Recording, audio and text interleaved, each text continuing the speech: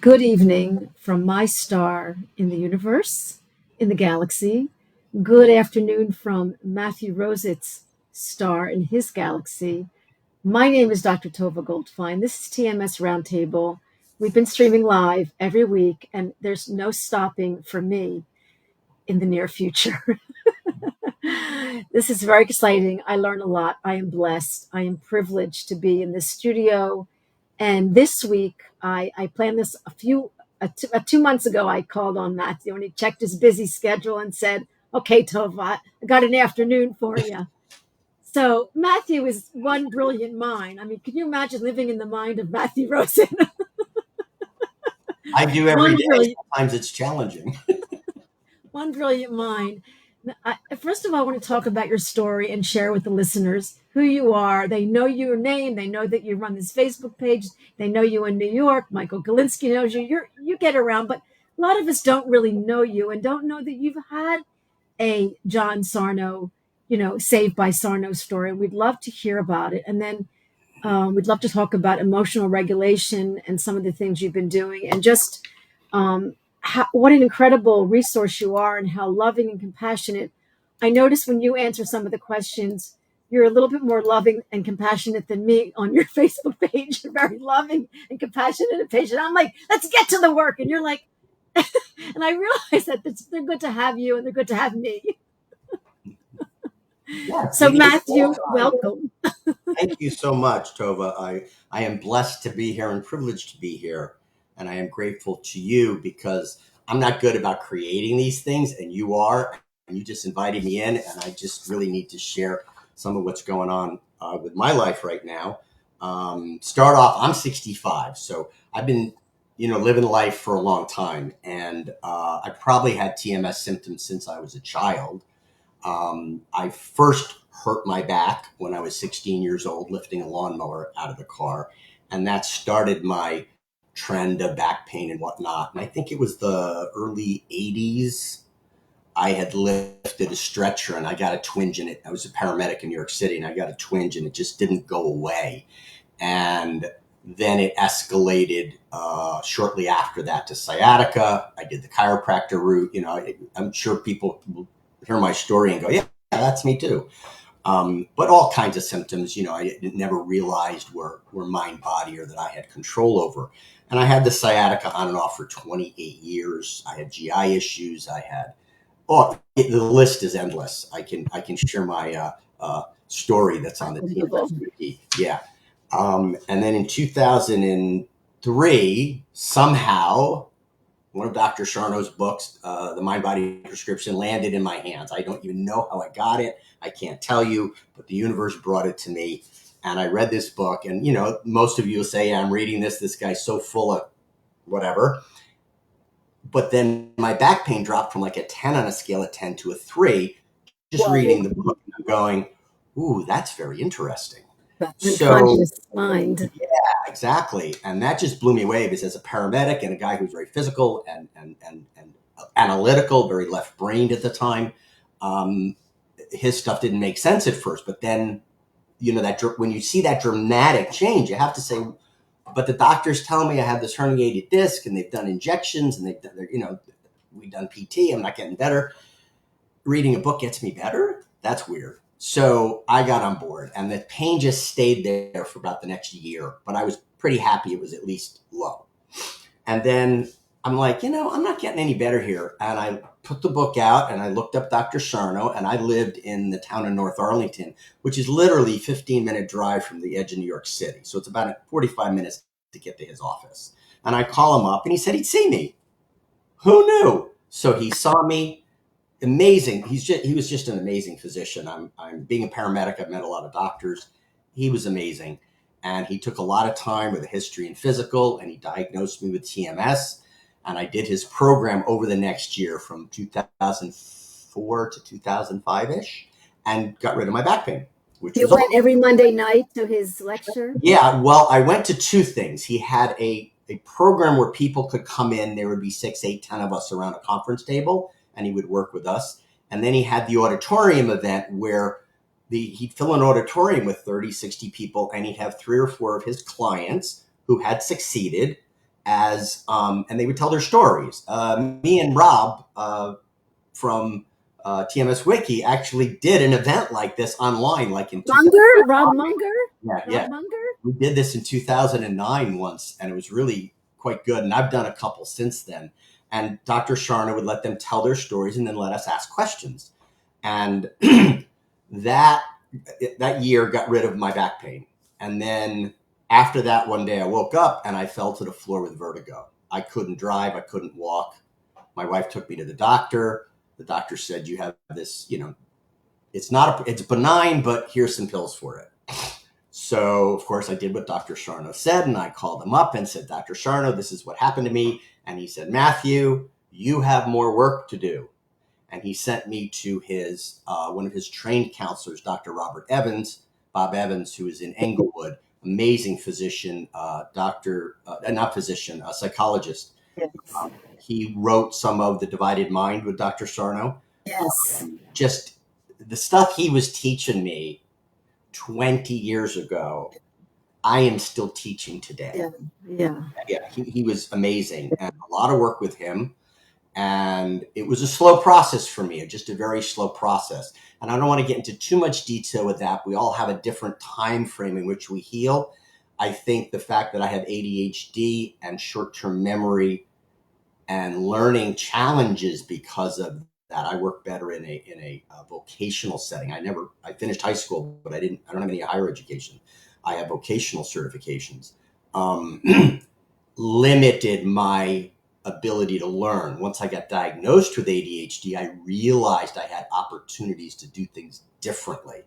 I think any of the folks that are neurodivergent also have similar challenges, but I find that community is much more aware. That said, my journey continues. Recently, I've had shoulder pain, and I really thought some of this was TMS. I have torn rotator cuff on one side and some kind of something else on the other side. It just wasn't getting better. It wasn't getting better with my TMS work. And I decided to have injections, and that dropped the pain significantly. I'm in PT now, and my PT is improving this, and it's getting a lot better, and I'm not getting other symptoms. So my belief is, this is a little controversial, but my belief is these were indeed physical, not emotional. Otherwise, why am I not getting a symptom imperative? That said, the story continues, and we will see what happens. I'm one of those people that believes, like I learned this from Dr. Schechter, I've always believed it, but he defined it, and that is there is pure TMS, there is pure physical, and there's stuff in between. Absolutely. So that's really... I just want to make a point to the listeners, and I believe how you responded or reacted to the shoulder pain made all the difference. Because there was inflammation in your tendon. The question is, is the brain creating it in a learned cycle? I mean, there was weakness in your shoulder. You're skiing, you're doing all sorts of crazy stuff. You're active, so there's weakness. I am an active person. Right. So, but the way that your relationship with it determined your resilient ability to recover. That's what I think in the middle ground is the personality of the patient will determine. This is what I believe. But anyway. I believe our personalities have a great deal to do with it, but our upbringing does as well. Our inner children, how we were treated, what beliefs we created, what behaviors we created, all that stuff, 90% of that's in the subconscious, and we don't access that during the day. It's all automatic, so if there's stuff in there that's not good, we're still doing it because it's reactive. That's where we have to get. That's part of emotional regulation, is getting out of our head and into our subconscious. So I guess I had left Dr. Evans because me and my now ex-wife wanted to do some counseling together because we were having some challenges. And then after that ended, I was separated in 2012 and then ultimately divorced. In 2014, I met my current counselor, and she is a heart-centered hypnotherapist. She is a counselor, certified, MSW. And she was really helpful to me. And then in 2016, she suggested I take the hypno class, the basic one, because she said she thought I'd like it. And I took it, and I was so enthralled with it that I said, wow, when I retire, I could take this and my Reiki training and my meditation training and combine it into this helping other people with these types of things. So needless to say, I loved it so much. I then took the 2-year program from 2018 to 2020 and became a certified heart-centered hypnotherapist. The other thing that happened just at the end of that, which is the beginning of 2020 and the beginning of COVID, was I got turned on to Dr. Dick Schwartz at Internal Family Systems. And both the heart-centered hypnotherapy and the internal family systems are all about our inner children. We had an event when we were a child. Mom is late to pick me up at kindergarten. What's my belief? I must be abandoned. Well, if I'm abandoned, who am I? Well, I must not be good enough. I'm not worthy. And mind you, that's more pandemic in the world than COVID ever was. Of course. Unworthiness, then that's a survival thing, and we're going to get into that, why this survival thing plays a part. Polyvagal gets into this. Lots of people do shock, fight, flight. Dr. Peter S. Levine, many people talk about this. And we go into shock at that time. Now we're in survival mode. So now I got to create a behavior to support this unworthiness. Well, I'll be perfect and good, or I will help everybody else, or I will be a people pleaser, or I will take care of mommy because she needs to be taken care of. Now understand, this is a 4 or 5-year-old creating this belief and decision. So it's not a mature mind. We can go back to those times. This is where I use hypnosis, Dick Schwartz, use IFS. Talk to that child, help them understand that their belief is old, their behavior is old, and you can create new beliefs about yourself. I am worthy. I am good enough. I am loved. And create new behaviors. I don't have to be perfect. I can be messy. One of my teachers throws stuff at us and goes, don't read this, just do it. Be messy. Whoa, right? That would make you a little nuts, right? Yeah. But it helps us be less crazy. So with all that, and I continue to learn and grow. This is, to me, it's a lifetime process. I'm in the middle of a 1-year program with my teacher, Sean, out in Washington, who I've been studying with since 2018. We're doing a program called The Dance of Ego and Spirit, where we learn to balance the two, because we can't live without ego. We need it, but we need it balanced with our spiritual side, our strong side. Yeah, beautiful. So that's pretty much my story. Do you want to ask me some questions, or do you want me to go to the program? I guess what I want to know and what listeners want to know is that you continued to, like, I don't believe in cure, God cures, but you continue to have various symptoms, understood them through a lens of safety, understood your body, knew your reaction to your body, your health sensitivity, health anxiety. You understood it, and so you don't suffer, you don't struggle anymore. You live a fairly balanced emotional, physical, physiological, psychological life, and you fall and get up. You fall and get up. Is that right at this point in your life? I have days that are better than some, and some days that are not so great. I can get dysphoric and be like, oh, this is garbage, and I just don't want to get out of bed and blah, blah. But I do. But I also recognize that those are emotions, or those parts of me. I can recognize them. I can listen to them. I can allow them to do their job. It's like a glass of water. You pour water into a glass, that's your emotions. Eventually it has to get poured out. If you don't pour it out, it stays inside of you. So that's the recognition or the expression of our emotions, which is very challenging when we are implicitly or explicitly taught not to as children. Stop that crying. I'll give you something to cry about. Tantrums are a problem. Tantrums are a way a 3-year-old expresses their emotions. They're overwhelmed. It's normal. Just hold space for them. Let them get that out of their system, and then they're going to come and need that hug. Matthew, it's uncomfortable to express and feel and be in touch with our emotions. It's uncomfortable. And some people we still don't understand why do we need it? What do feelings have to do with it? What has love got to do with it anyway, says Tina Turner. Like let's talk for a minute about that. Interestingly, when I would get frustrated, Dr. Evans would say, you need to learn to be comfortable with your discomfort. And it's interesting, and I've questioned this myself my whole life, is why Any living being on this planet will retreat from pain or fight for their life, just like we do. Why do humans need to feel their emotional pain to process it? I cannot answer that question. I just know that it works. Dr. Sarno knew it worked. Schubner knows it works. Schechter knows it works. Gabor-Mate knows it works. Bessel, van der Kolk, the list goes on and on. And they are all talking about this. They are all supporting it. And the more people that do it, Dick Schwartz, for example, couldn't fill a classroom 10 years ago. Today, he doesn't have enough instructors to teach the people that want his work. Right. Can we break it down for the listeners? So I'm feeling angry, I'm feeling fear, and I don't really want to express it because I'm embarrassed, because I'm the doctor, or, whatever. There's a reason I'm in, and I'm stuffing it, and I'll deal with it later. So is it what do you think is happening? Is the brain, which is this constant like on alert to protect us, it sort of what's the word? It not processes. It kind of not feels it. So it's almost like the subconscious, these the not the subconscious, the sympathetic nervous system somehow perceives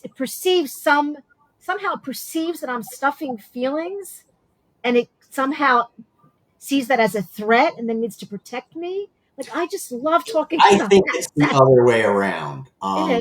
I will use Dick Schwartz's examples, and he defines our inner children as exiles and protectors. So the exile is the 5-year-old I talked about earlier, who has a belief system that he's not worthy. Okay, if that exile expresses their emotion, the protector part, same age by the way, 5 years old, believes that's going to upset the system. Now, this is just one theory on it, but it explains it. So the protector thinks they're protecting you. They really think they're saving your life with sciatica. Yeah. They distract you from feeling the emotion. That's the fight or flight. That is distraction. That is, oh, I'm so tired, I want to go to bed. That is, I want to run away. That is my defense mechanisms. a defense mechanism. But remember, it's a little child doing that. And it's the child. Dick talks about this, which I think is very interesting. A little different from heart-centered work, where we try to get people out of shock, out of fight or flight, so they can process their emotion. Dick will go right to the part that triggered the fight or flight and say, dude, what's going on there? What do you need? What do you want? Why is this happening? Why are you using this? And once we can get through that part, we can get to the exile and help them heal.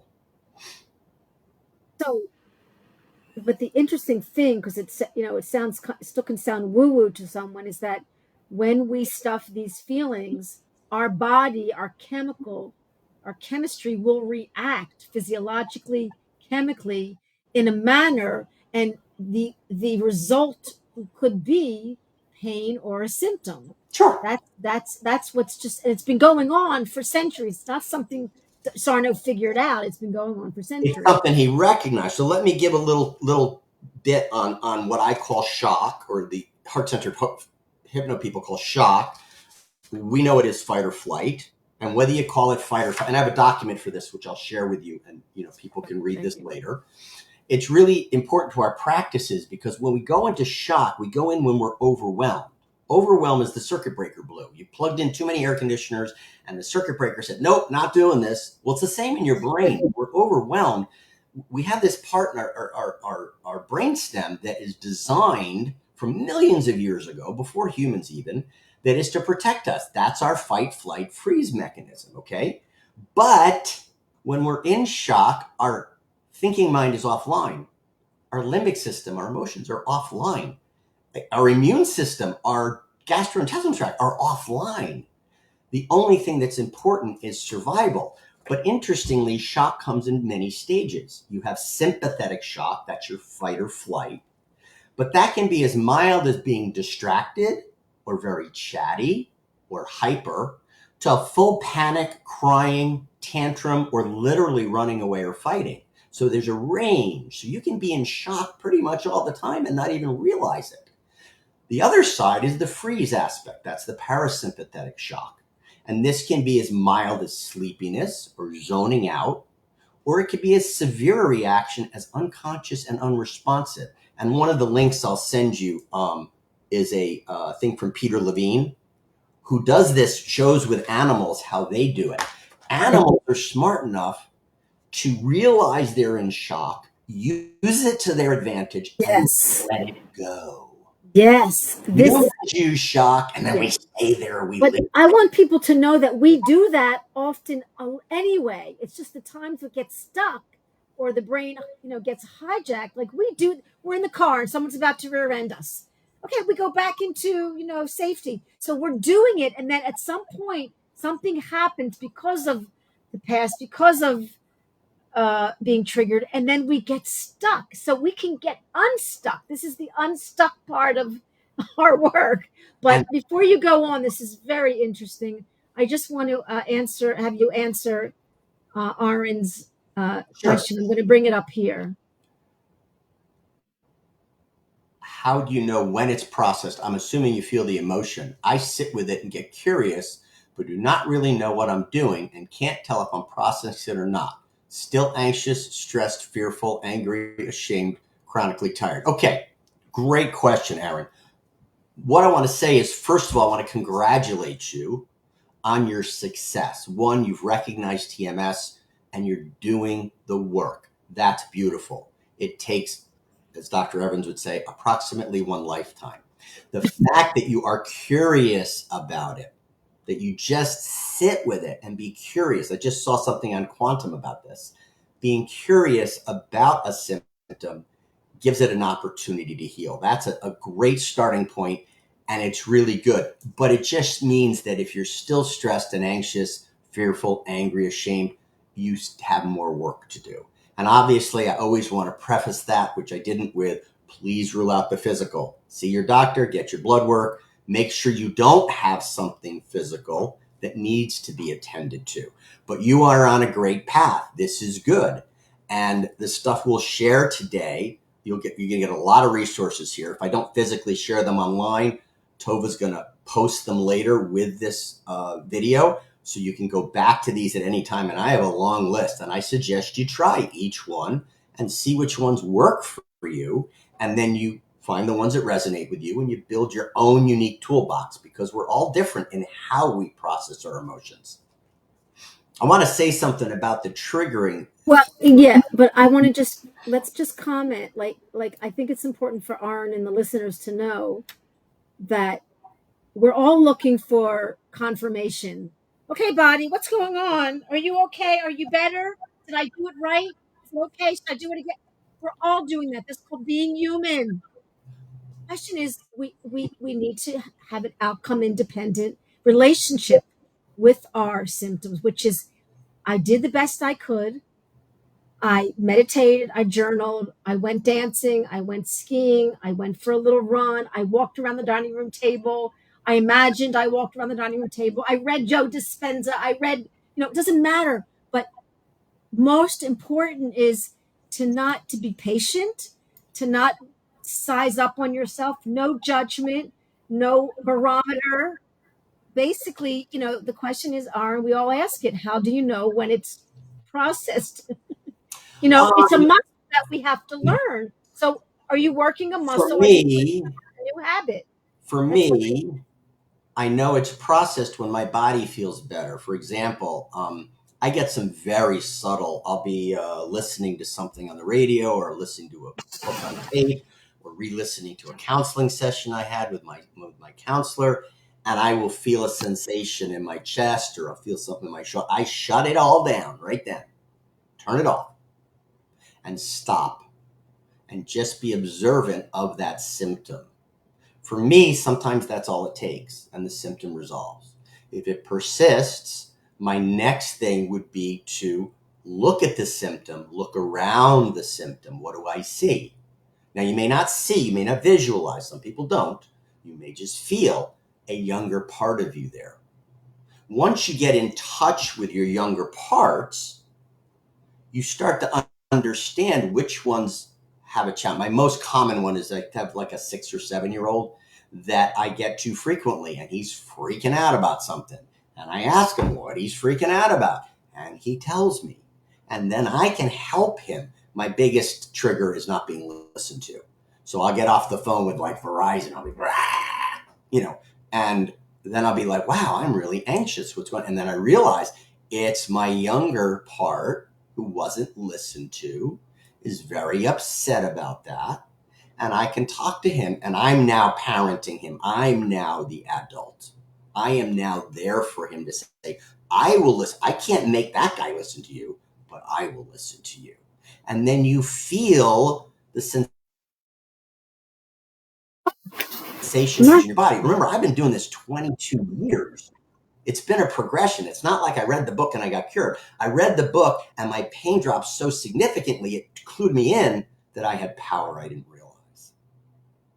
And I've been working on it ever since.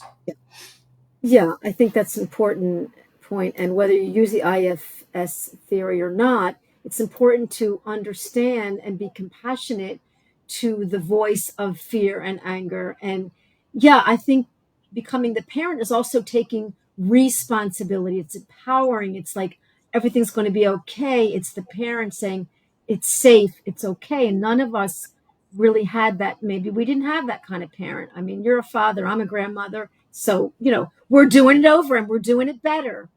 Me and my daughter are actually doing our work together now because of what she lived with when I was younger. Exactly. And that can be healed between us. We are doing our healing work together.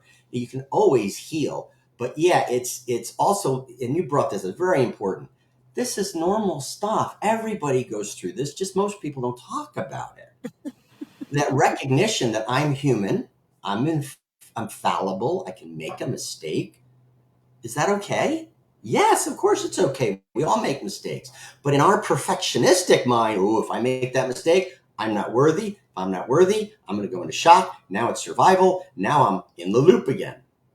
How do we break the loop? Yeah. Yeah. That's the reason. That's having lots of things to try. And I have a long list of them. Excellent. And again, it's not, there's one thing works for one person, doesn't work for another, doesn't mean it doesn't work. So this is a very personal, intuitive, counterintuitive, like Alan Gordon says, process. So you have a real big fan in Poland. Dawood, do you know him? He's singing your praises. I imagine he may be on the group. We have 4,000 people on the group. Singing your praises. Thank you. Kim, I know from Britain. I've never really allowed my emotions before. I am now allowing and feeling these emotions to be there. And I have a lot of things popping up. Does this mean this can cause more symptoms or sensations? Good question. It could, Kim. Very typically, when people start this process, they tend to have a very quick recovery in some way. That's sometimes defined as a book cure, although I'm not going to get into book cures today. And then what happens, like me, I had the back pain gone, and then vertigo kicked in because I hadn't done all the emotional work. So yes, and also once we start working with those protectors, which Dr. Sarno didn't know about, God, I wish he and Dr. Schwartz had met. What a conversation that would have been. Dr. Sarno wasn't aware of this stuff at the time. When you look at it from the protector perspective, when you threaten the protector, he's going to kick up the effort because he does not want to lose his job. He really thinks he's saving your life. When we find the protectors and we help them get a new job because they're not going anywhere. Your protectors and your exiles, those are parts of you. Your younger parts aren't leaving you. They're there forever. It's a matter of helping their behavior. Yeah. And just in answer to that, Kim, and we talk about this a lot, everyone's heard of the extinction burst. And I just tell people to Google it. It's now like I thought Alan Gordon made it up or Drew Coverdale, but it's obviously a term in the profession, and it means, from what I think, and correct me if I'm wrong, that we, even when we get excited, wow, I feel better. Or, the brain doesn't differentiate between positive and negative stress. It just experiences stress, and its job is to protect you, the lizard brain. But when we feel like, wow, I feel better, I'm going to do extra couple of steps today, the brain's like, oh no, fire up. Here comes the lion, and it protects you even more because it's experiencing some change and it's still in the old habits. So it's okay. Come on, extinction burst. It's okay. I can handle it. All right, body. It's all right.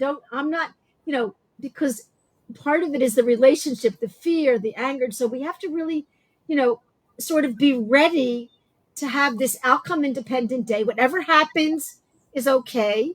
Love what is. It's all right. It's not a bad day or a good day. It's a day, says Pooh. I So love I Pooh. think it's He's my favorite. important to really go back to this, like, you know, we all have this grounded part of us. We all have this part of us that's a willow tree that can go like this and be very grounded. We've all done it. We've all been there. You're all smart and sensitive people. So part of it is understanding the nervous system of your body, the parts. And that's an important part of us too. Remember that. That's what Dick Schwartz would call your self energy. In heart centered hypno, we call it the strong, wise adult. Some people call it their divinity. Some people call it their soul, whatever you want to call it. We all have that part. That part is not always in charge, though. Very often, our younger parts are in charge, or they're what's called blended. You've got a little bit of strong, wise adult and a little bit of not. Ever had that? Oh, this part's telling me to do this, and this part's telling me, well, maybe that's mom and dad sitting on your shoulder, right? Who's deciding who's in charge? That is based on how much self energy you can manage, how much calmness you can bring in, how much connectivity, how much compassion, how much curiosity. That comes with practice. The more we practice, and again, goes back to the younger parts. Remember, the two parts that I talked about were 5 years old, right? The protector's 5 years old too. Frequently, when I get a client to those parts and I ask them how old they are, let's say they say they're 5, and then I ask them how old am I, frequently they do not know. They think I'm their age. When they find out I'm the strong, wise adult, they're like, hallelujah, most of the time, hallelujah, I now have a parent figure. Think about the child whose parents were always fighting. What's the child, the 5-year-old's perception? I'm in fear. Mom and dad are fighting. Where do I go? Mom or dad are my saviors, right? That's what a 5-year-old does. Where's mom or daddy, right? But I can't because they're fighting. So what happens there? You can actually create a belief system that you don't need parents. The person, I don't need anybody to help me.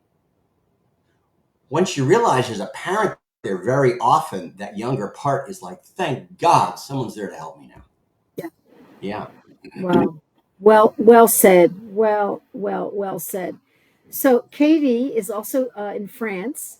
Hey guys, are there some of us that will always need to do the work, or should everyone be capable of reaching a conclusion with their healing journey? The way I see that is like Tovah said before, there is no cure. Alan Gordon, actually, I forget the exact words he uses, but it's in the Way Out book. He talks about a cure is when you are comfortable the way you are. When the pain is not distracting you too much, when it's not limiting you, if you're comfortable with it, that's the cure. But the point is that if you reach that place of not having to do the work anymore, it's because you've done the work so much that those are your new habits. Those are your new beliefs about yourself. I am worthy, I am lovable, I am capable. And those are your new behaviors. I can act, I can speak out, I can, be good enough, I can create this program, that's it's not that we stop doing the work, it's just we're living differently. I see TMS as a journey. When I first started, I'm in pain, I want to be out of pain. And then it's like, I'm in pain. I want to be out of pain. Ooh, how do I do that? Oh, there's methods. And then I start practicing those methods. And the more I practice them, the better I get at them. But do I still lose it? Absolutely. Do I still have emotions all over the place? Absolutely. Are they better than they were? Absolutely. So that's my strong, wise adult comes forward more often than he used to. But remember, those old habits don't go away. They're still in your brain. They're just not used as often. Think about this. This is the forest. And grandma lives here, and I live over here. And for years and years and years, I went around the outside of the forest to get to grandma's house. That's the path in my brain, okay? I just come out of the house, turn left, and go to grandma's house. One day I go out and go, wow, it's only a little bit through the woods. Maybe I'll walk this way. And it's a little scary, but I get there and I'm like, oh, that's really cool. And then I get back that way. Oh, that's really cool. Now, if I asked you how to get to grandma's house, if you stepped out of my house, you'd see a very well-worn path here, and you wouldn't even be able to tell I walked through the woods yesterday here. The more I walk through the woods, the more I create a pathway that is ingrained in my brain. The less I do this one, the more the grass will grow and that will be overgrown. But that takes a long, long time. So when my container is small, and I want to get into that a little bit, our emotional container, I may go back to those old habits. Absolutely, that is going to happen. So it's a matter of being in your strong, wise adult more often and being in your old habits less often. I hope that answered Katie's question. Yeah, well said. Well said. So let's move into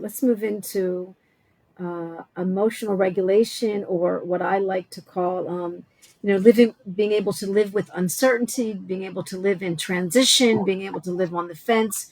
You had some very professional words about the zero tolerance. Like, it's just something you're studying, which I'm interested to learn about. I can't really speak about it quite yet, but please share with us about this information that can help us Let's talk regulate about our brain. our container size. And I define this as the number of spoons I have, and you can Google this, it's not my term, the number of spoons I have to get through the day. So let's say I start with 100 every day. I have a bucket of spoons, there's 100 of them in there. And let's say I had a really good day. I need 1 to brush my teeth and wash my face, and 2 to make breakfast, and maybe 10 to get to work, and maybe 20 to use at work, et cetera, et cetera. And those can be refilled throughout the day. Someone compliments you, you're having a good day, you go do some dancing, you do some meditation, you can add spoons back. But when the container size is small, let's say I wake up and I have the flu, I'm miserable. It's going to take me 10 spoons to get to the bathroom. It's going to take me 10 spoons to get downstairs and make a cup of tea. So I'm limited, and the more I'm limited, the less resources I have to manage my emotions. So we want to increase that container size, make it bigger. And what that helps us do is be uncomfortable or be comfortable with the discomfort. So Viktor Frankl was a psychiatrist. He lived through World War II. He was incarcerated in death camps. And he said between stimulus and response, there's a space.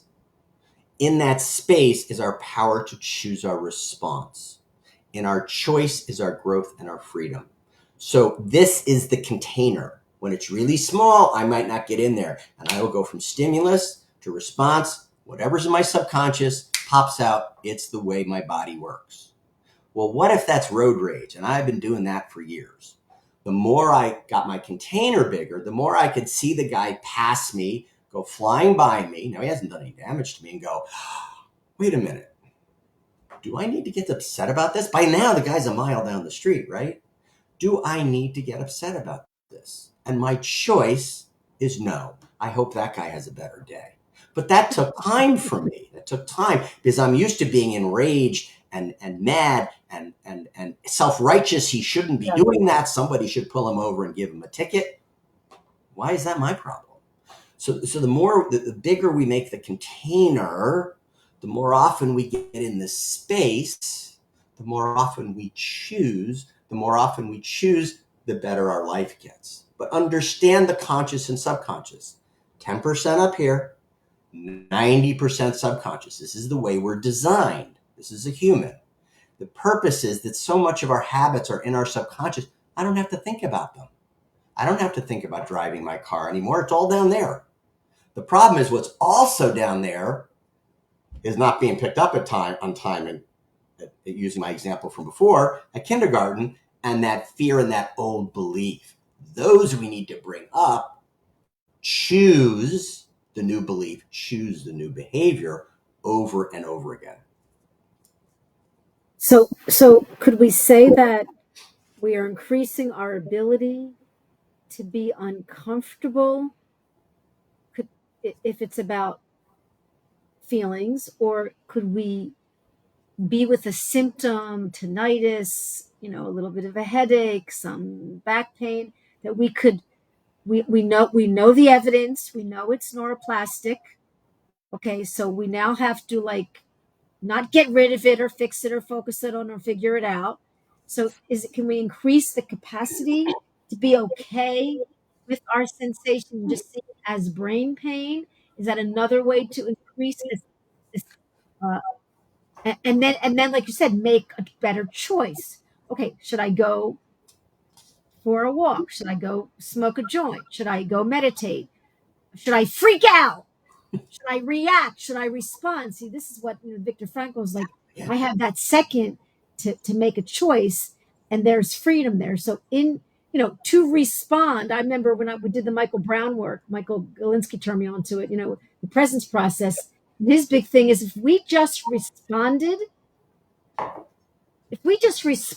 to every action, reaction, symptom, thought, trigger, what does Buddha say? No expectation. What if we had no expectations? If we could follow just that one thing or this, we probably would be on our healing journey in a much more healthy way. Choose your joy. Choose which way what you want to do. If someone just tattooed Viktor Frankl's statement on their arm and follow that, they would be in recovery. It all equals the same thing, that the brain is calming down, the little boy is feeling safe, the parent is creating an opportunity for calm. So it doesn't, the languages are all leading to heaven. And so the spoons are in the container. We can look at how many spoons we have that day. And go ahead, say it again in a little different word so we can own this today. It's like go back to the glass of water concept. I have a water bottle here, and there's so much water in here. Okay, once I use it up, it's gone. That's my container. Okay, but I could go to the sink and fill it back up again, right? But it's being able to go to the sink, or knowing, oh wow, yeah, I'm 3/4 full, I'm good for today, or oh wow, I don't have much left here. How am I going to manage the rest of the day? How do I refill this? So why don't I go through some of the things that you can do, and these I'll send you, and you can post them. But in the short term, just stop and take a few slow, deep breaths. Beautiful. Breath in, hold it as long as you can, let it out. That physiologically triggers your parasympathetic nervous system, which is your calming. That's part of the vagus nerve. Okay, that's the I need to calm my body. So that's a quickie. Get a cool or warm drink. Take an ice pack or a bag of peas out of the freezer, put them on your neck or on your chest. You can do the same thing with a heat pack. Get yourself a warm drink or a cold drink. Provide some physical stimulus. Get up and walk around. Go for a run. Chop firewood. What works for you? Use thought records, and there'll be a link to a thought record that's online that I'll give you. Journal. You can journal in a lot of ways. You could write a letter to the emotion. You could write a letter to someone you don't intend to send. Just let it all out, then shred it. Expressive writing. I have a link for that too to Dr. Hanscom's site because he has a good definition of it. Call a friend that will hear you and honor you, not the one that's going to start fixing it for you. The one that's just going to hear you, just let you speak and be heard. Long term, and the key to all of this is consistency, folks. The more you do it, the better you get. And I think this is why my journey's been a little slower, because my ADD brain is not as good with sticking with things. The more I stick with it, the better it gets. A regular practice of meditation, yoga, qigong, pick your favorite meditative process, prayer, jogging, doesn't matter. It's the regular meditative process that literally opens up that space in our brain. It slows our amygdala down. 5 pillars of good health, and I define those as eating well. I'm not going to define what eating well is, except I'm going to tell you, don't eat a standard American diet. That's going to kill you. There's lots of diets on this planet that humans are very good at adapting to. Vegan, vegetarian, you name it, they're out there. Standard American diet is not healthy. Get enough good quality sleep. Exercise daily. Doesn't mean you have to be a gym rat. Just get some exercise every day. Have a social life. And a social life doesn't mean going to bars necessarily. It means a social life that's right for you. Me, I prefer 5 or 10 people over a house. That's it. That said, I do go to dancing events where there are a lot of people, and sometimes I have to pay for that a little bit. Have a spiritual practice. Now, that doesn't mean you have to go to church or temple. Are you being kind to yourself? Are you loving yourself? Are you kind to other people and compassionate? Read the 10 Commandments. It's in all the holy books. I don't care if you're reading the Quran or you're reading the Bible. Read it thoroughly. You will find we really need to be kind to each other. Hire out. If it's something that you just can't do and it makes you crazy, get somebody else to do it or barter with them. And the final one that I have, and there's lots, these are just mine for now, is have a gratitude practice, which you are grateful. Like, I am grateful that Tovah called me in on this today, that one, I get to share, and that this is going to go out to other people and maybe they'll get better. So where is your gratitude? There's water in my bottle that's clean. There's 600 million people on this planet that don't have clean water to drink. And I just go to the faucet and turn it on and it comes out. Isn't that cool? Can you be grateful for that? You probably grew up with it, but can you be grateful for that? How'd that water get there? A lot of people were involved. So those are the general practices I use. I highly recommend people try them all and see which ones work for you and then put them in your toolbox. So I don't journal a whole lot, but when I need to, I do journaling. I do a lot of mindfulness. I meditate 30 minutes every day, sometimes twice.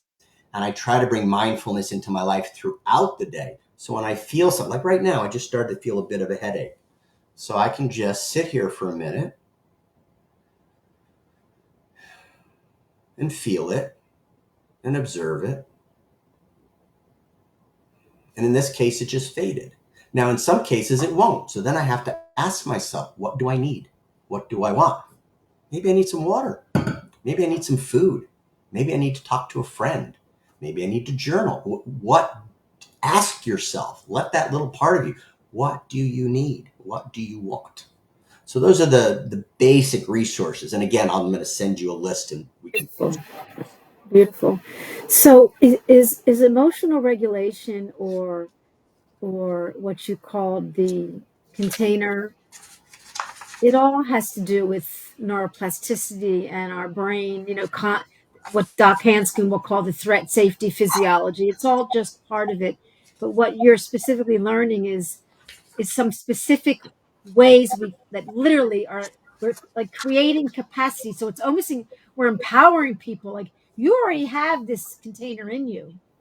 Oh, We're just yeah. teaching you where it is, that it's already open. It's almost like the bird cage is open. You have the key. We just have to walk out. So this is, and tell us more about what's a little different about this language, like zero tolerance was written. It's just language. That's it. The Buddhists speak of it one way. Dr. Hanscom speaks of it another way. I speak of it another way. Stephen Porges, who does polyvagal theory, speaks of it another way. Dr. Peter Levine talks about fight. It's all about fight, flight, and freeze and our normal state. When you're in fight, flight, or you're in freeze, this is offline. Your limbic system's offline. You are in survival. If you are in survival, you can't feel, you can't think. You're in survival mode.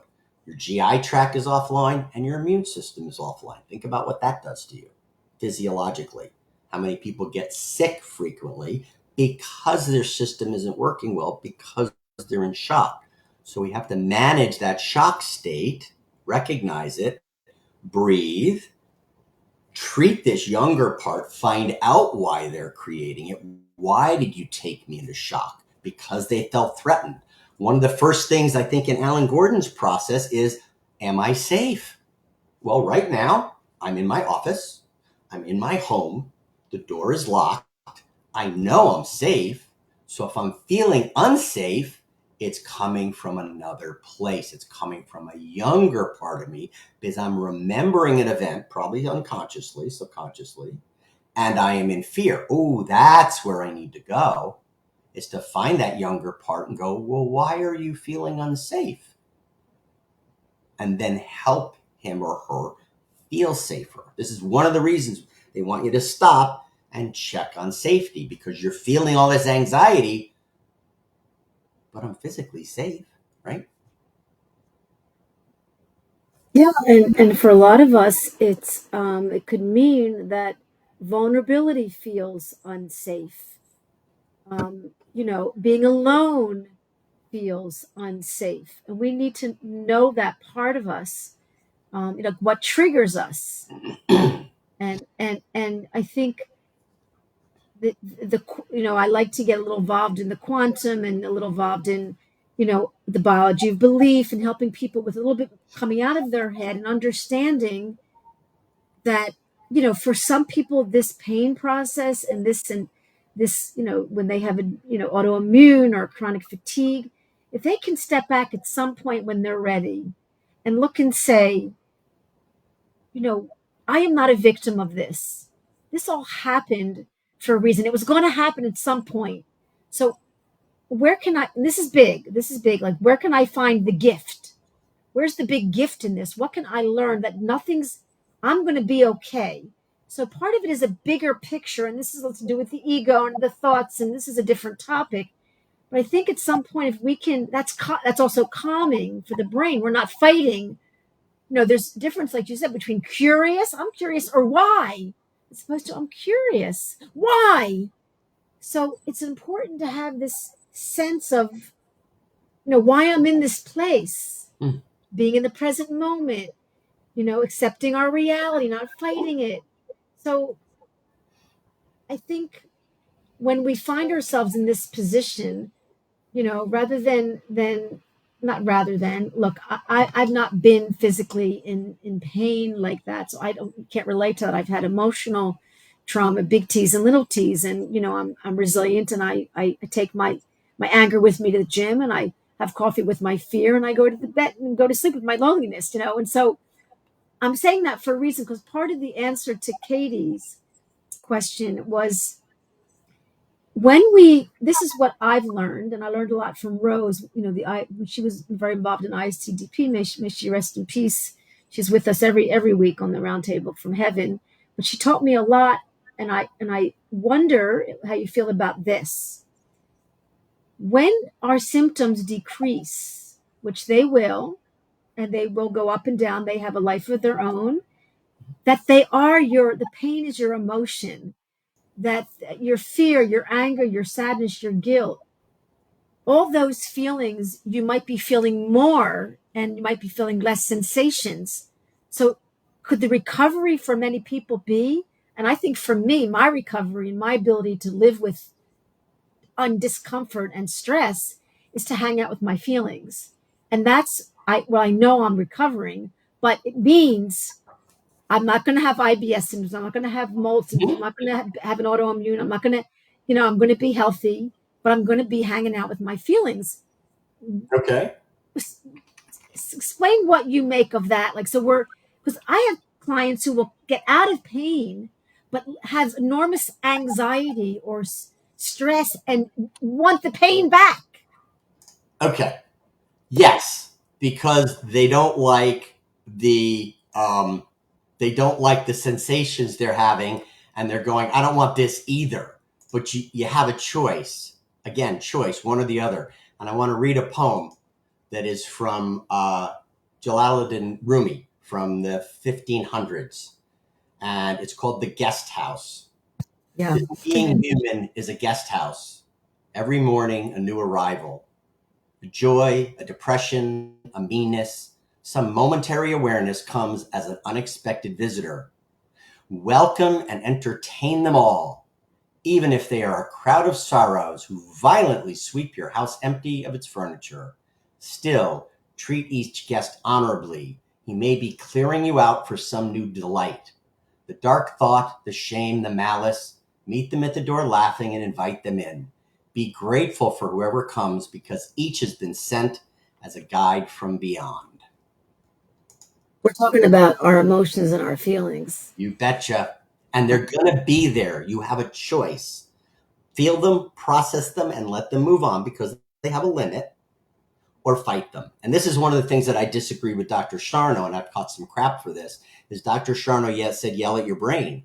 Well, when I first met Dr. Evans, he said, why would you do that? Isn't that what happened as a child? And I was like, oh, that's interesting. So again, this does not work. We've seen it throughout the world. Our political situation, particularly in the United States, but throughout the world, look at what this is getting us. Nothing. We all want the same things. We want food on our table, a roof over our heads. We want to have a little more money so we can send our kids to better school. This is human. And I don't care what country you go to. This is what we all want. We can get together and make that happen much easier than we can when we do this. The beehive aspect. When we all work together, we solve things really quickly. And that all together is me and all of my parts. There's more than one of them. Well, Doc Dave Hanscom's coming out with a new book called Roots, Repetitive, Intrusive, Unpleasant Thoughts. But he's doing a lot of research about that. Our brains, he'll talk about this in a few weeks when I have him on. Somehow we're here to fight. We're like on this, it's like we're here to fight and not really, we want peace, but we're going to fight. It's like that's the first nature, of the day. Like we're this, it's interesting the way he talks about it. It's a little bit like we're doomed. We're doomed either way. But I think we have to build that muscle of love, compassion, patience, because the nature of people is to fight, to resist. It sure is. We are not altruistic. We're not. Well, we're about 90%. Well, Jonathan Haidt in his book, The Righteous Mind, talks about this. He's a social psychologist, and he says we are 90% monkey and 10% beehive. And when the switch turns on, we all jump in together and get it done like a beehive. But we are not, in general, altruistic as humans. We are predators and we are animals. Wow. Yeah. Wow. So I'd like you to answer. It's very interesting. And it's also, it's like, I'd rather have the truth and then live with the truth, because the truth will always set us free. So Aaron has a question, and I think he's feeling kind of sad and maybe some hopeless. Maybe you can give him some light. Well, Aaron, I got to tell you something. I have the same problem seeing my own successes. I literally write a list of the things I've done on a day, and then at the end of the day, it says, "Look what I did," and I literally go over them and go, "Wow, look at how I succeeded." It's very hard to see our own successes. It's so much easier to see somebody else's, and I would highly recommend a coach or a counselor. I think we should all have a coach or a counselor. I think that's just in life, because that's the person that holds the mirror up. That's the person that supports you. That's the person that, I've learned to be nicer to myself. I'm my own worst critic. We all are. It's just normal. It is hard, but I bet if you wrote down a list of when you started and where you are, you would see, you're here. You had to make a decision to come to the TMS roundtable. How'd you find that? Well, you found out about TMS. Yeah. So there's one success, you showed up. Really? 2 success, found out about TMS. 3, you're doing the work. Yeah. So, those are successes there. Do you even see those yourself? Because now that I can point them out for you, which is easy for me to see them, but then next week, sure, I'll be calling somebody else for help. Okay. I have a counselor. I have friends I call when I have a challenge. Yeah. Because I can't see myself either very often. I'm learning to. It's hard because we're also taught not to be selfish, even though taking care of yourself is selfless. So when I look at myself and say, I'm going to take care of me, mommy's or daddy's around somewhere going, no, you should be doing this right now, or you should be doing the dishes right now, or you should be whatever's, okay? Remember, we grew up, and between ages, in the time in the womb and between 1 and 7, we just find we find all those things are important to us and we copy them. That's normal human development. The problem is a lot of them aren't good for us and they're stuck in our subconscious. It's a lot of work. Yeah, Matthew, beautiful. Well said. Well said. I'd love to. We have some people in the on the Facebook feed. Maybe want to just hang out with us, but I would love to do this little meditation you mentioned together. Oh, the practice? Yeah. Okay, if you want to take it, it takes a few minutes, not that Yeah. long. Anybody in the audience that wants to do this, feel free. Get yourself a piece of paper and a pen if you'd like to write some things down. And the key is understanding what our body is telling us is paramount to managing our emotions. Dr. Peter S. Levine, if you don't know him, look him up. He is a renowned trauma therapist. He's in his 80s. He's still practicing. Amazing guy. He says, when you have an emotion, you have a physical sensation. So if you can't feel the emotion, feel the physical sensation, okay? So this is called the yes-no exercise. And the purpose of the exercise is to understand what our bodies, and therefore our emotions, are telling us. There are no right or wrong answers to this process. The key is to start getting into touch with the part of your body telling you what's going on so you can respond, so you can choose. Now, you don't have to partake in this, okay? Feel free to try it out. It could be a little triggering, but just feel it, okay? So I'm going to help everybody take a few slow, deep breaths just to try to get grounded a bit. So take a nice, slow, deep breath. Fill your lungs, expand your chest. Hold as long as you can comfortably. And when you're ready, exhale fully and completely. And feel that parasympathetic response kick in, calming response. One more time, deep breath in, fill your lungs, expand your chest, hold as long as you can comfortably. When you're ready, exhale fully and completely, drop your shoulders, settle into your chair. One more time, deep breath in, fill your lungs, expand your chest, hold as long as you can comfortably. And when you're ready, exhale fully and completely. Now there's going to be 3 sections to this. The first section, okay, you must say no to all my questions. Just say no to the question and feel how that feels in your body, even if you want to say yes. Remember, you're not going to act on it. In the second part, you're going to say yes to all my questions, even if you want to say no. And again, feel how it feels like in your body. And the last part, I'm going to ask the questions, and you're going to say yes or no based on what is your, what's currently right for you, what's congruent with you for your body at this time. So the first set is going to be say no. Don't think about it. Just say no and feel how you feel in your body. So take a moment, feel your body, and I'll give you a few seconds between each question. So the first question is, how do you feel when I say, may I give you a hug?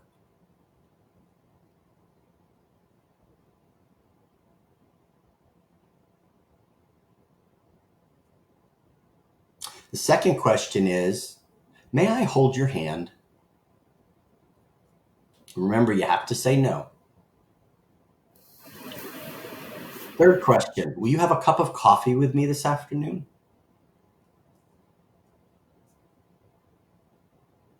And the last question, will you do my homework for me today?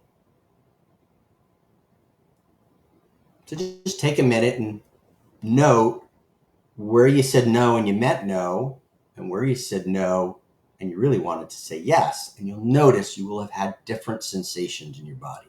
Okay? It's feeling those sensations that's important. So now we'll do part 2. Again, now you have to say yes to all the questions. Again, you're not acting on any of this, but you must say yes and feel the difference in your body when yes is a yes and when you said yes and it really should have been a no. So you have to say yes. And the first question is, may I give you a hug?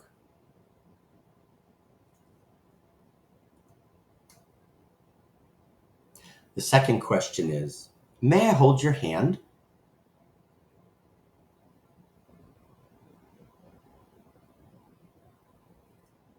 The third question is, will you have a cup of coffee with me this afternoon?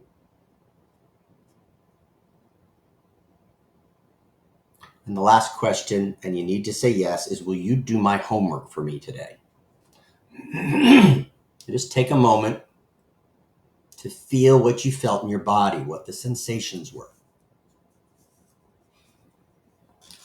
Okay, and the last one, now you give the answer that's really true for you. If it's a yes for you, say yes. If it's a no for you, say no. Everybody ready?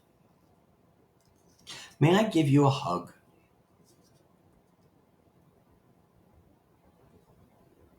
May I hold your hand? Will you have a cup of coffee with me this afternoon? Will you do my homework for me today?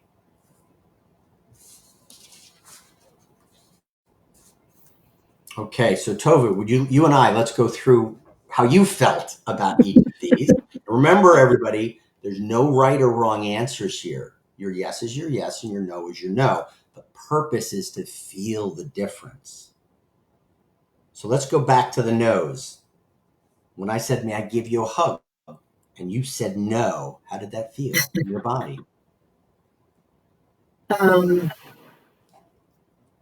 I got a little hot flash for some reason.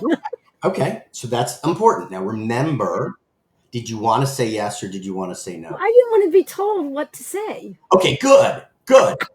So that's that hot flash sensation is about I don't like to be told what to say. That's important. Now you understand that sensation in your body. So then I said, may I hold your hand? What was the I'll think about it. I put a maybe on there. I maybe? broke the rules. I broke the rules. Okay, maybes or no's. Yeses or yeses. Everything else is a no. Okay. Will you have a cup of coffee with me this afternoon? I'll have a cup of coffee with anybody, anytime. So that would have been a yes, but I told you you had to say no. How did that feel in your body? Yeah, yeah. I want what I want, and I want it now. Okay, so those are words describing it. That's cognitive, right? What was limbic? What was somatic? Yeah.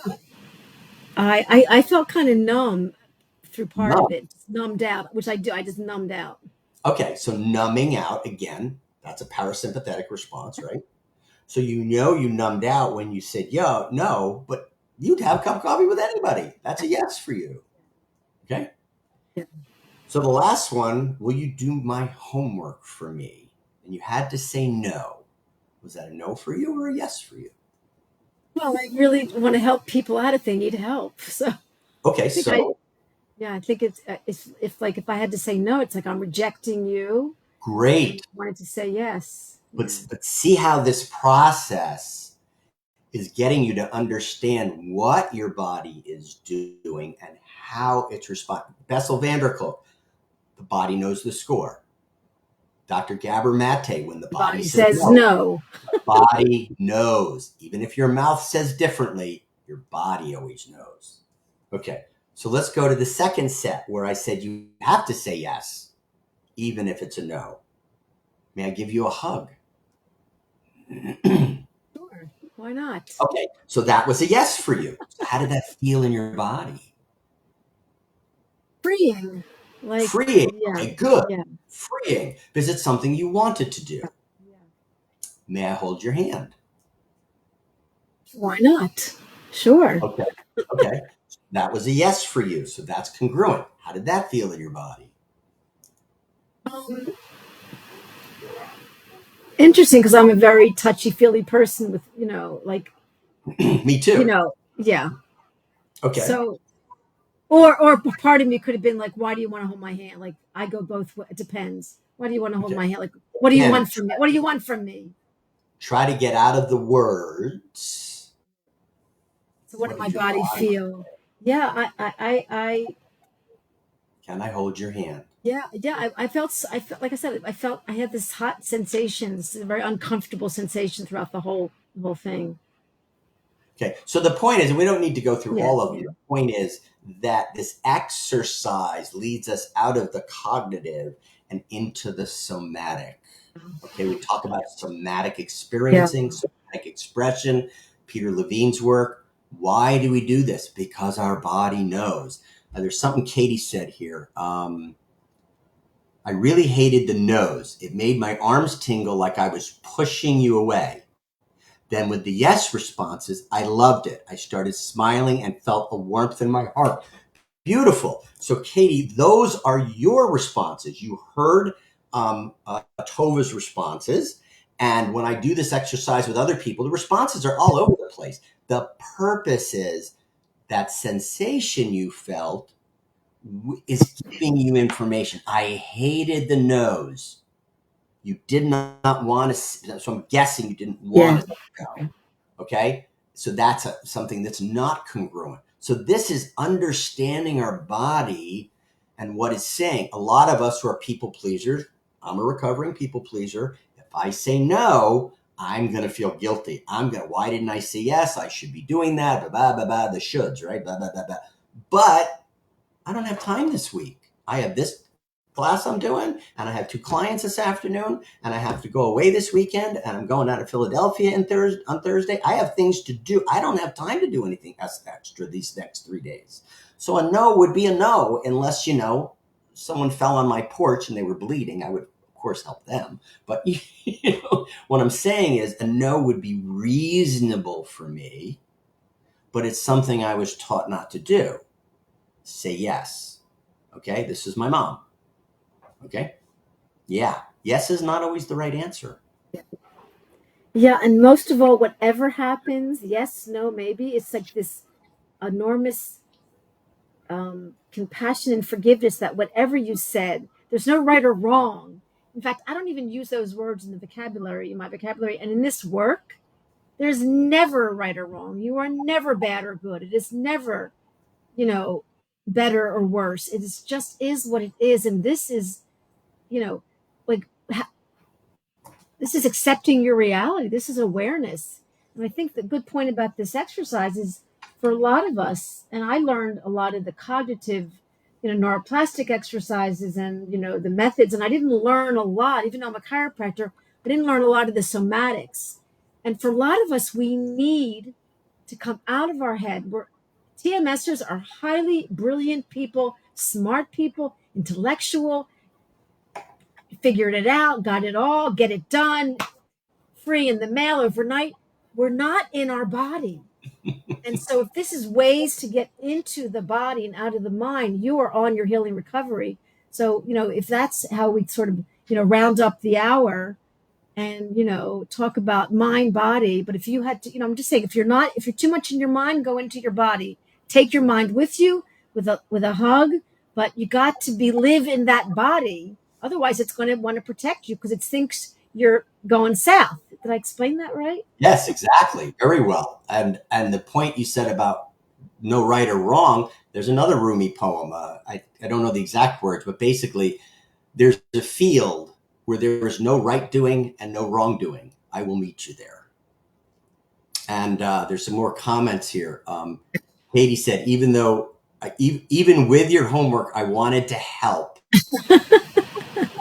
Yeah. One of the common personalities Dr. Sarno recognized was the do-gooder, Yeah. take care of everything else, and perfectionism. Those are 2 Yeah. classics.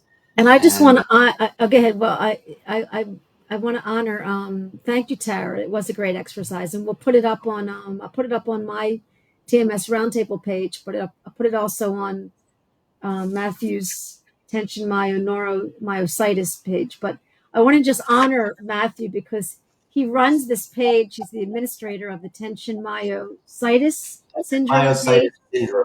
Yeah, it's an amazing page. Got a lot of people. It's very, very supportive and wonderful. And I occasionally, pound on there a little bit, but sometimes I don't follow the rules. Matthew has strict rules for the page. And there must have been like a dozen times where he had to tell me like firmly to leave or follow the rules. And I felt like you weren't trying to please me. You weren't trying to be nice to me. You were following the rules. You were taking care of the page. You were being, like kind to me, but like real. And I felt like that must have been hard for you It to is tell very me. hard. Because, and I kept And screwing up. I kept literally not paying attention. I didn't care about the details, which is my little girl. I don't want to be told what to do. I don't want to be told what to do. so see, And Matthew this, is yelling at me. He's yelling at me and scolding me. well, I didn't yell and scold. I was nice This about is it. what I felt, but you Okay, did an amazing job. hang on a second. Let's look at that for a second, because that's a beautiful learning moment. You felt like I yelled and screamed. Yeah. That is your truth, Right. regardless what I actually did. That's super important, because as a child, we have beliefs based on being 5 or 6 or 7 years old. So regardless whether mom and dad is yelling and screaming or just talking, if we perceive it as yelling and screaming, it is yelling and screaming to us. Yeah. That's a place to heal. Yeah. No, and I saw that, and then I even expressed to you, and you were very compassionate. So I saw that, and I kept saying, this is a valuable lesson. And here I'm in a position of authority. I run a few pages, and I have to say no. And I'm always feeling like, I wonder what Matthew would do in this situation. I now have to kick this person out, or I now have to say no, or I can't let this coach really say this. And so I understand, and I'm happy for that experience. And I know I don't like details. I don't want to read the fine print. I just, I want, and yet that's a responsible person. Read the fine print, follow the rules. And so I think each of us learned about that, but it was a great example of, you didn't matter that I was Tovah and that I was, bringing great information to the page. It was the fact that I didn't follow the rules. So I honor you for really, treating the situation fairly. It didn't matter who I was. This is the rule. And I am in awe of the way that you run that page. Thank you. And I just really, really, it's beautifully well done. And it's protective, keeping things safe. Even though I'm not a threat to it, but still, it didn't matter. This if is people your don't page. feel safe, they're not going to share. And that goes back to the vulnerability you talked about earlier. Brene Brown does a lot of great stuff on vulnerability. I highly recommend her. And that is the huge piece of this is, am I feeling safe? Because if I feel safe, I'm going to speak up. If I don't feel safe, I'm going to shut down. That's just survival. That's shock again. If I don't feel safe, shut it down. Put up the wall. Exactly. So, I really love our conversations. I mean, our last couple conversations on TMS Roundtable have been so profound. And you know what? Just getting smarter and smarter. You're getting funnier and funnier, cuter and cuter, more compassionate and compassionate. And I just think it's such a gift to be rubbing shoulders with you here. Thank you. In my studio. Yeah. So we will meet again for sure, 100%. And Tara, nice to meet you. It was a great exercise. We'll be reporting it. Aaron, a bit of a rule breaker. I hate rules, but you know what? I read them when I go to Matthew's page because I don't want to, create conflict for myself. Well, I'm both. My father was all about rules. So I, for a long time, was about rules. And then as I got older and became an adult, it was like kind of, I'm going to break dad's rules now just to, pay back. Yeah. So I go on both sides of that. And the rules actually there are interesting. Tovah, the troublemaker. Yeah, I love it. But the other thing is, you are who you are. I am who I am. Can we accept each other and just love each other? Because you are doing some amazing work in this space. I'm doing some amazing work in this space. Yeah. This is working together. This is love and compassion. Yeah, making it work for everybody. Yeah. And I will say one thing about that topic. It's, I say to people, we have to love ourselves, all of ourselves, even the part of us that we may want to change, that we don't like. First there's the acceptance, the awareness, and then there's the love, and even the part of you that just you don't like. Can you love that? Because that equals recovery. That equals brain changing. That equals safety. So on that note, I really am grateful for the hour, and God bless you to all you out there. I'll leave some information on the page. This will be uploaded on my YouTube channel tomorrow. If you have any more questions for Matthew, he'll see them there. We're here for you. Have a wonderful day, Matthew. Virtual hug, real hug. Take All the care. best. Thank you. I Bye. will send you a bunch of information. Great. Thank you. Take care. 1 second. Here we go.